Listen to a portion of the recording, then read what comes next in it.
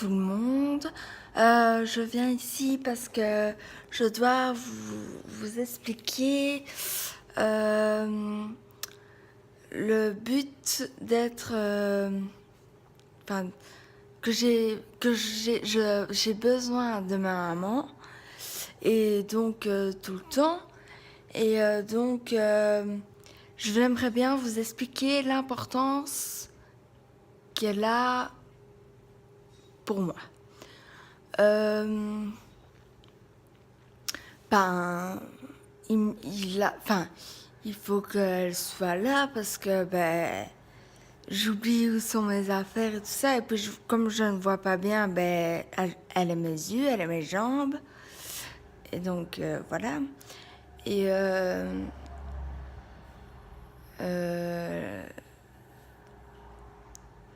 je ne sais pas quoi vous dire. Oui, elle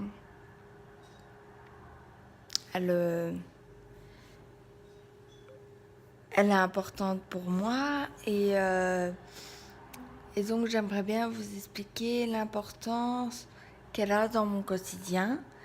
Quand je perds des affaires, elle est là, elle les cherche avec moi ou elle les trouve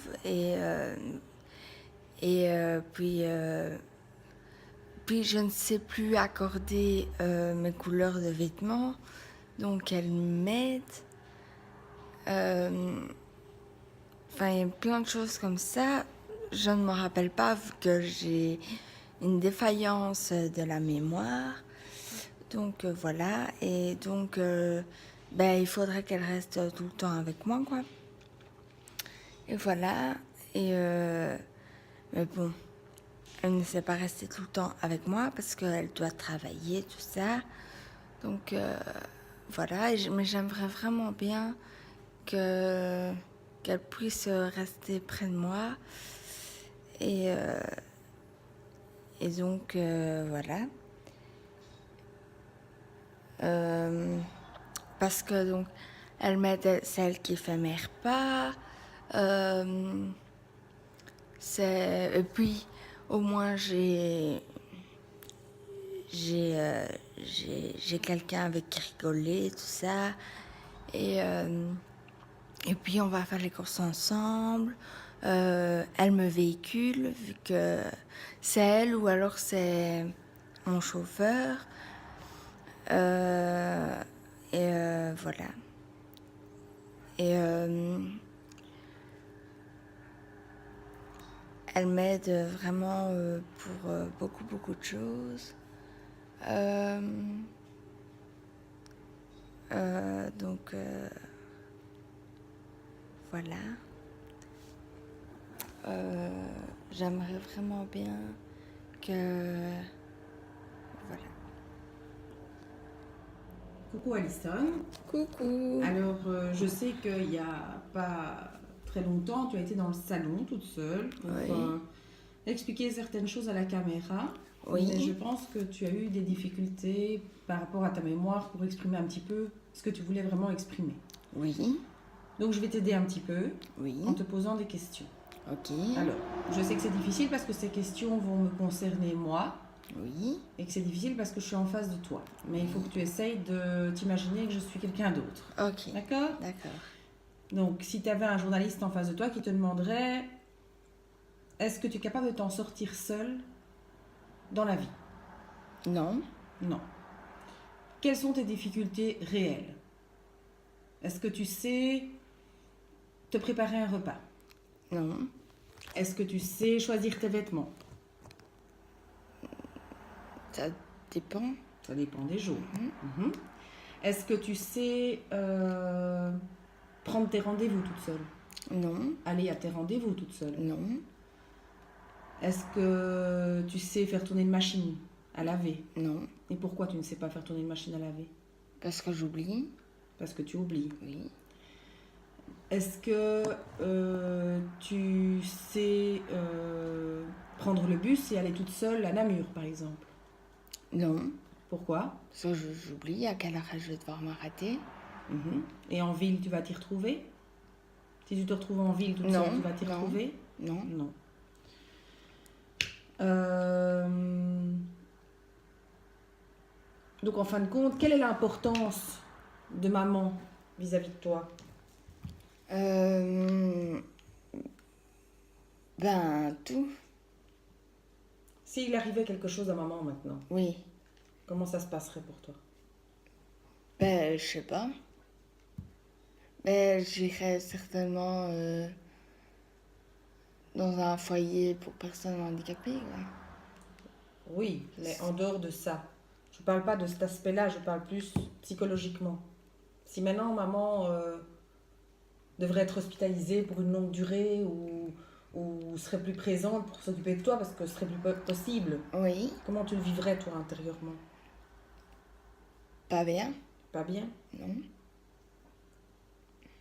Pourquoi? Ben, parce que,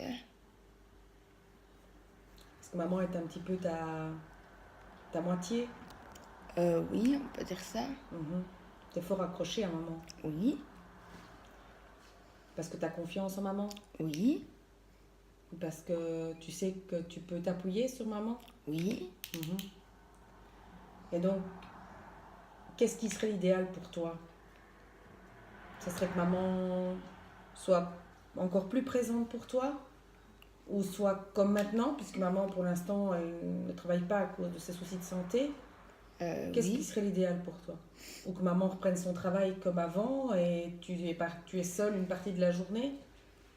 Comment ça se passe quand tu es seule quand maman travaille? Ben, je sais pas vous dire, ça, je me rappelle pas. Tu te rappelles pas. Mais tu t'occupes? Ou tu sais même pas ça? Tu Non, te rappelles pas si tu non, je t'occupes? regarde la télé, je crois. Voilà. Mhm. Et tu appelles souvent Enfin, maman oui, quand elle travaille? tout, tout le temps. Tu l'appelles tout le temps. Oui, Je confirme, hein. Tu m'envoies des messages. oui. Ouais. Ben voilà, ma chérie, je pense que les gens ont compris. Maintenant, je vais parler moi. D'accord? D'accord. En fait, aujourd'hui, on va mettre l'accent plus sur le besoin qu'Alison a d'être avec moi. Il faut savoir que quand Alison a été dans le coma, j'allais la voir 2 fois par jour. Et ça a duré pendant... J'ai fait ça en fait pendant environ 1 an. Donc les 2 premiers mois dans l'hôpital qui n'était pas très loin de la maison. Et ensuite, les mois qui ont suivi, beaucoup plus loin de la maison. Alors les médecins à l'époque me disaient que je ne tiendrais pas le coup, qu'un jour ou l'autre j'allais m'écrouler. Donc j'ai pas voulu écouter. Quand on nous dit ça, on veut pas écouter. On se dit que ça n'arrivera jamais, qu'il faut qu'on soit présent, qu'il faut qu'on soit là pour elle. Donc voilà. Donc je l'ai fait. J'ai continué ce que j'avais entrepris à aller 2 fois par jour. Et puis bon, bah, j'ai dû reprendre mon travail au bout d'1 an. Même pas 1 an, au bout de 8-9 mois, ils m'ont dit que je devais reprendre le travail. Donc, d'un commun accord, j'ai repris le travail en mi-temps médical. Et puis, évidemment, 2 mois après, j'ai fait une rechute. Alors, suite à cette rechute, je suis de nouveau restée en arrêt pendant presque 2 ans, je pense. Et puis, j'ai dû reprendre. Bah, là, la mutuelle m'a plus laissé le choix. Ils m'ont dit il fallait que je reprenne ou bah, j'aurais plus d'aide, quoi. Donc, voilà. Clairement, ils m'ont dit madame, c'est la vie, elle continue, il faut continuer d'avancer. Alors évidemment, bah, c'est facile pour quelqu'un derrière son bureau de dire ça, quelqu'un qui ne vit pas la situation et qui ne sait pas ce que c'est, psychologiquement ni physiquement. Donc j'ai repris mon travail. J'ai repris mon travail avec plus ou moins le même nombre d'heures que je faisais avant l'accident. Alors il faut savoir que j'ai pas tenu longtemps. J'ai pas tenu très longtemps à ce rythme-là, j'ai dû diminuer mes heures. J'ai diminué mes heures, évidemment, diminution d'heures, diminution de salaire. Suite à ça, bon, ma santé ne s'améliorerait pas, donc beaucoup de fatigue, parce qu'il faut savoir que je suis sous médicaments depuis l'accident, que ce soit des antidépresseurs et des relaxants, en fait, pour m'aider à m'endormir le soir, mais c'est de pire en pire et je ne m'endors pas avant 1 à 2 heures du matin tous les jours, et à 7 heures, je suis debout. Et donc, suite à ça, j'ai dû donc diminuer mes heures. Alors, j'ai eu d'autres problèmes après, hein, des problèmes maintenant, j'ai des problèmes pour me concentrer, ça c'est lié à la fatigue, au stress. J'ai des problèmes de santé, c'est-à-dire qu'il y a quelques mois de ça, on m'a détecté une fibromyalgie. Enfin voilà, j'ai une succession de problèmes de santé liés, de sources sûres, à l'accident. Alors, au niveau des aides qu'on nous apporte de l'État, ben, faut bien comprendre qu'elles sont nulle part. C'est-à-dire que, vu que je suis la mère d'Alison, il est de mon devoir de m'occuper d'elle. Alors, c'est très bien de dire ça, et c'est logique, hein, chose que je fais tout à fait normalement, parce que je suis sa mère et que je l'aime et que je veux le meilleur pour elle. Mais en attendant, on ne me donne on ne m'apporte aucune aide financière pour pouvoir l'aider. Donc, c'est-à-dire que maintenant, je suis de nouveau en arrêt de travail depuis le mois d'octobre parce qu'on m'a détecté une capsulite à l'épaule droite, en plus de ma fibromyalgie et en plus de tout le reste. Donc, je suis à la maison. Alors, je vois quand même bien que ça se passe beaucoup mieux quand je suis à la maison pour Alison. Il faut savoir que Alison, quand je travaille, elle m'appelle 4-5 fois sur la matinée parce qu'elle ne trouve pas ci, elle ne trouve pas là. Elle veut savoir à quelle heure je rentre.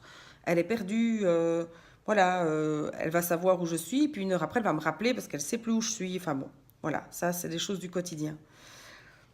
Et comme elle l'a expliqué, elle a besoin de moi pour énormément de choses. Donc, c'est compliqué. Alors, prendre à mi-temps, on va dire, enfin pas à mi-temps, un congé pour aider un enfant handicapé, hein, on peut le faire. Mais alors les aides qu'on nous octroie sont ridicules.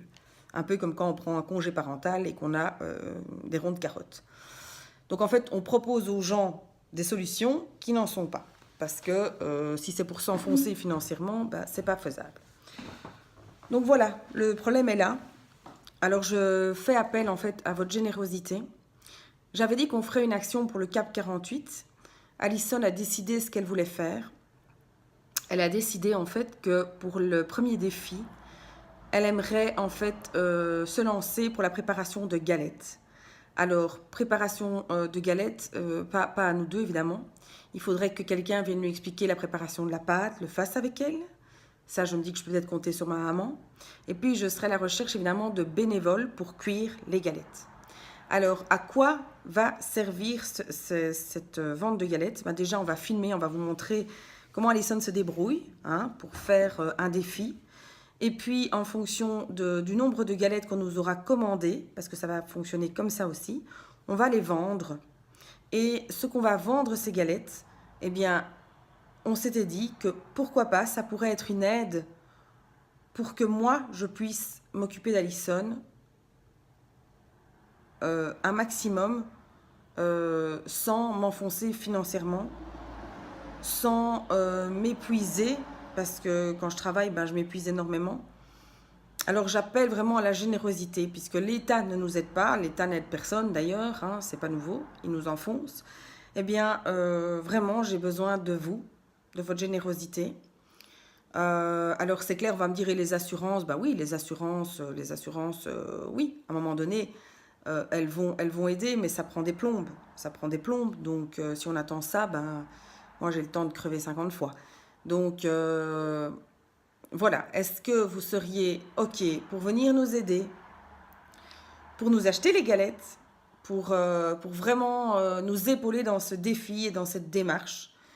Voilà, donc on compte sur vous, on attend vos réactions et ensuite on se lance à fond dans le défi. Voilà, je vous attends avec impatience.